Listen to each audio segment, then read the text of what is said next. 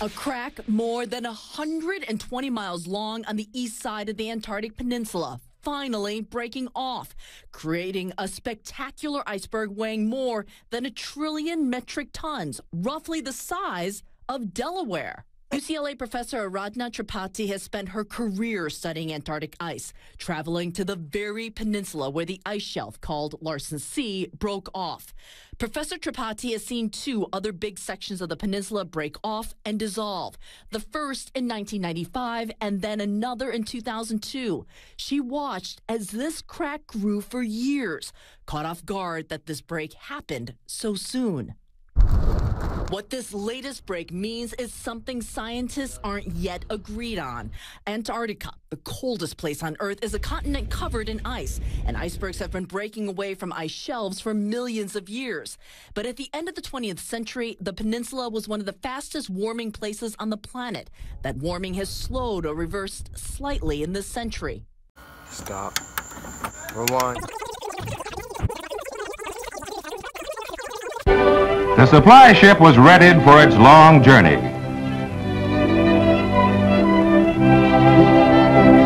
Soon it was to trade New York's harbor for the ice-packed perils of Antarctic waters. Admiral Byrd on deck, along with the ship's skipper, Captain Melville.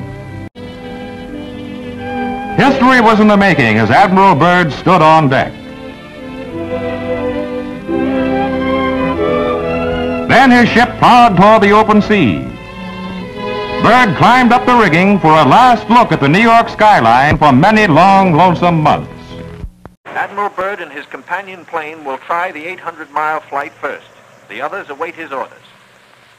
At Little America, cameramen and Admiral Cruzen wait anxiously.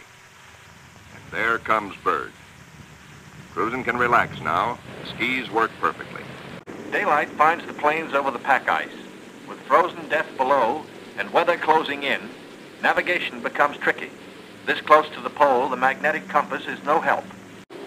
Now beyond the pole, Byrd focuses his cameras and magnetic detectors on land new to him and to all mankind.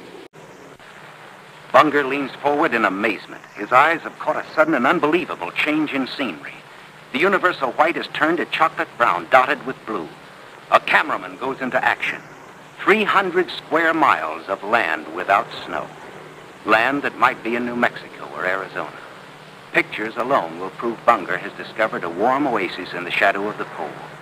It is for such supreme moments as this that men brave the hardships of exploration. The astounding, undreamed of fact is that they are over a chain of warm water lakes whose shores, except for small patches, are free of ice and snow.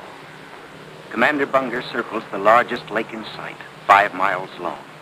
He comes in to make a landing. Water temperatures must be recorded. Samples taken. He finds the water fresh, the temperature 38 degrees Fahrenheit.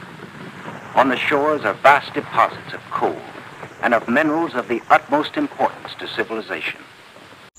1948, they flew by the actual South Pole, and around that area they found an oasis, if you will. So, if you go to Google Earth and do a time lapse on Antarctica, you can see they are saying there's an oasis there, but on Google Earth, it's just all white. But it kind of looks kind of patchy right around the South Pole, like it was covered up with something. But if you go digging down there, you'll find all these 360 pictures, a lot which are inappropriately tagged there, but there are some that are in Antarctica. For instance, if you would look at this 360 photo and compare it to footage from Admiral Byrd's expedition, they look pretty similar. An oasis in Antarctica.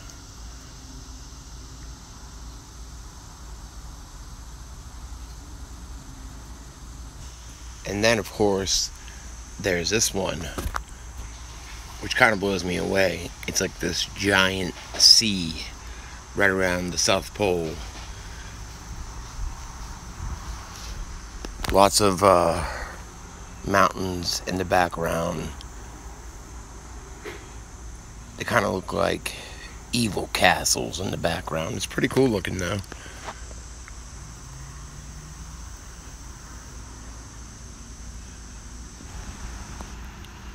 I'll zoom in a little here. I mean, it's not what I would have pictured down around the South Pole. And it's definitely not all white like Google Earth shows it. And one more area. This place is pretty crazy looking.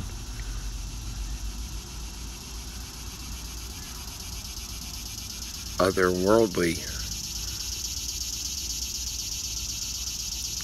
So yeah, these are all around the South Pole, right around the South Pole of Antarctica, and it's not a white, frozen, barren land directly around the South Pole. At least, it's very alien.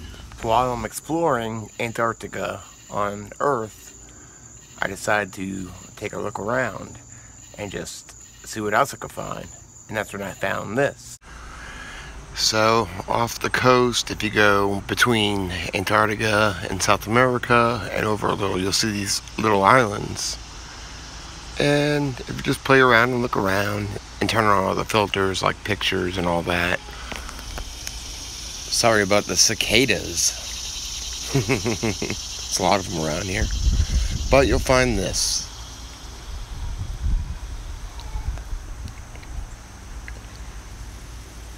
Which looks like, well, what's it look like to you?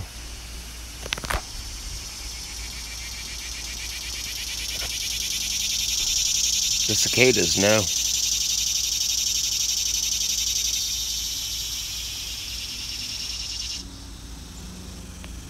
I think that I'm going to go ahead and say that this iceberg breaking off Antarctica is going to be what they use for an excuse to say they found ancient technology in a flash frozen civilization. Speculation, of course. And of course, there's this.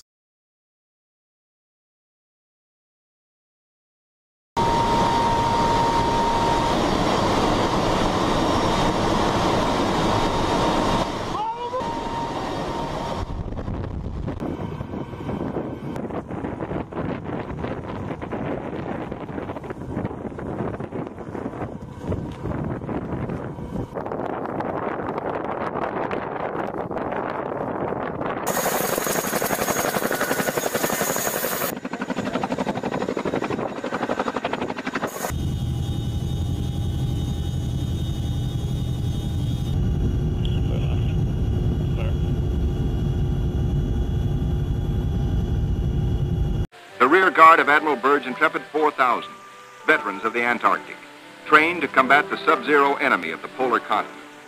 They're going home to their mothers, sweethearts, wives, children. Home, strong in the knowledge that they have met the Antarctic's heaviest battalions and conquered. This is to be their lifelong reward, this knowledge and the Navy's highest commendation. Well done.